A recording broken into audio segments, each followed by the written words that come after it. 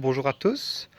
Donc tout d'abord aujourd'hui je tiens à vous présenter une petite introduction sur comment remplacer son injecteur gaz sur un module, un système LPG ou GLP BRC.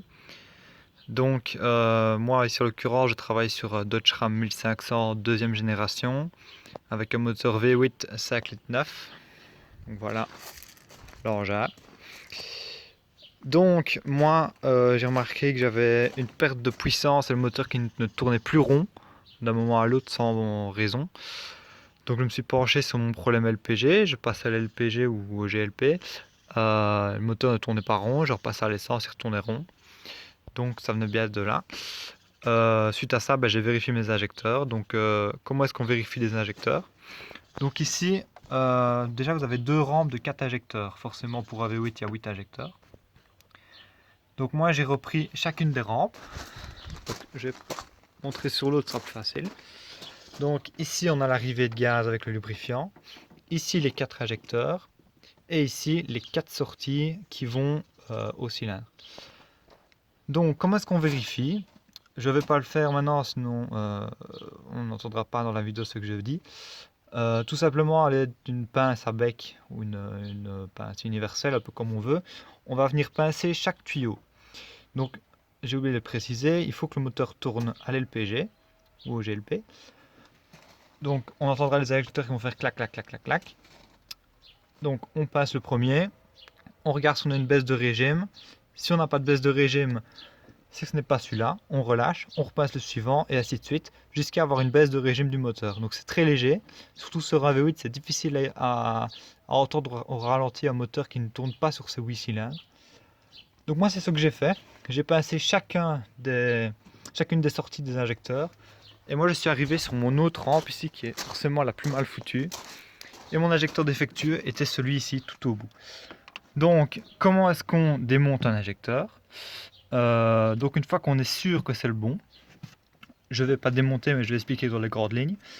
Du moins moi sur mon système BRC ici j'ai une espèce de petit clip qu'on vient lever à l'aide d'un tournevis et puis on peut retirer l'alimentation de l'injecteur.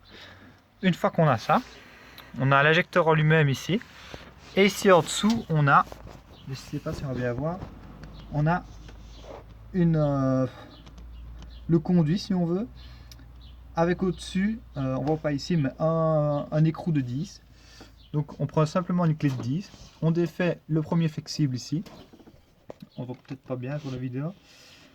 Le premier on retire le tuyau, ensuite on a le deuxième écrou ici au-dessus qu'on défait, on fait légèrement tourner l'injecteur et on le sort.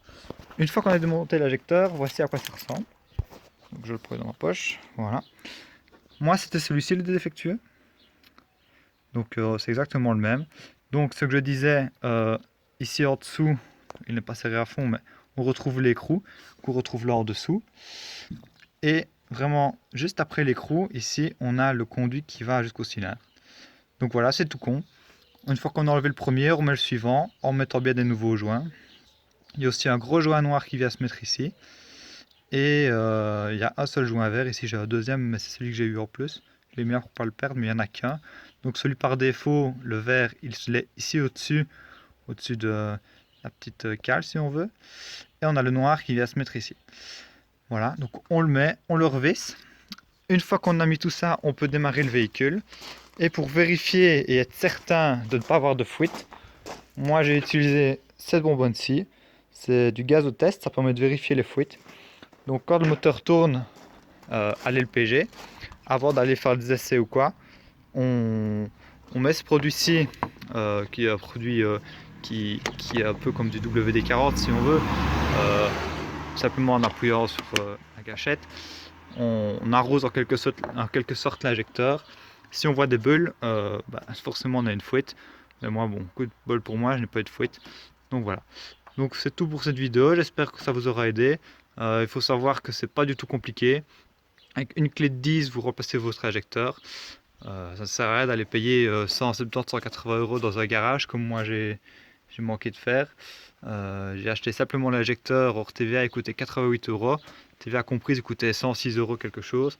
On sait les avoir encore moins chers aux États-Unis, sur eBay ou sur d'autres sites, j'ai vu.